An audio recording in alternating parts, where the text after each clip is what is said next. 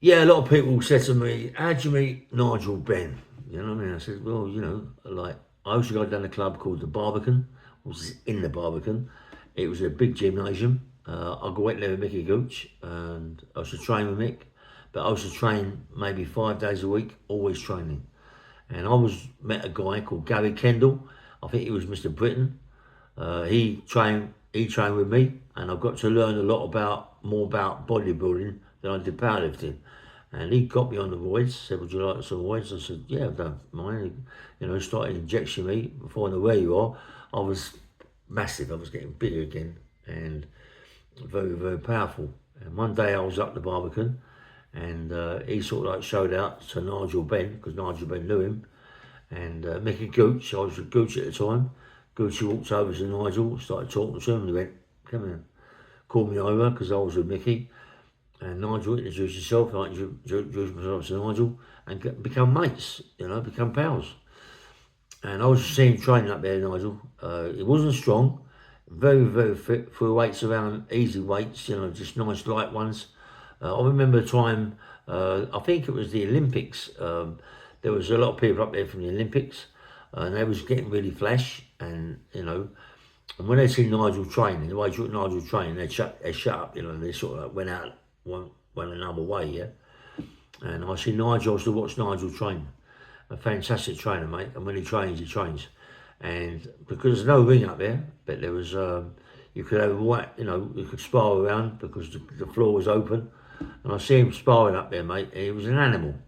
He's a machine. And when he steamed in to the sparring partner, he really hurt him. You know what I mean? He'd give it, mate. He'd give it 16-ounce glove, a gear, but he'd give it to him. You know what I mean? He'd smash him to pieces, Nigel.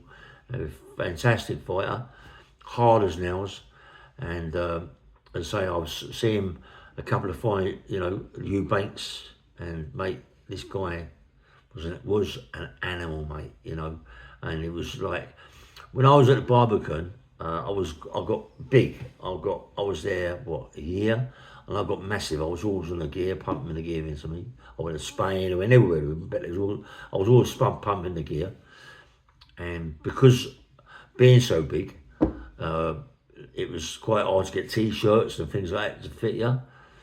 And I used to go down the stairs to where the swimming pool was, and the jacuzzi and all that, and get in the jacuzzi, and there was this girl. She was an instructor. She was stunning. There was about 10 girls in there, instructors with guys, and they were getting good money then. This is like when was this? Early 90s, and they was getting fantastic money, mate. They was getting like, I don't know, 80, £90 an hour. That was good. I mean, them days it was good money, yeah. And this instructor girl, she was all over me, mate. I was good looking, believe it or not. And she was all over me. And I was in the jacuzzi, and she came and said, "God, can I rub your muscles?" I said, "Go on then." Just rubbing my shoulders and my back, all over me. And who got in next to me, the other side of the jacuzzi? Nigel Benn. And then she was all over Nigel. She loved Nigel. Must have been with every girl in the Barbican, the instructors. They loved him. They loved him. He was crisp, mate.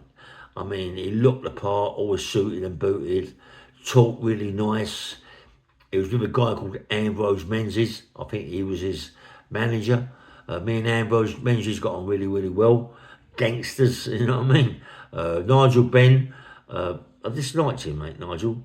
I don't know which one of the Essex boys he was with Nigel that was wrapped around him. I'm not quite sure which one it was.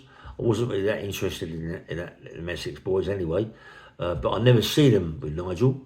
All the time I was with Nigel, I've never seen them with him. Yeah, must have been after or whatever. But him and Gary Stretch, they used to run each other down really good. Really slag each other down because both exact same weight.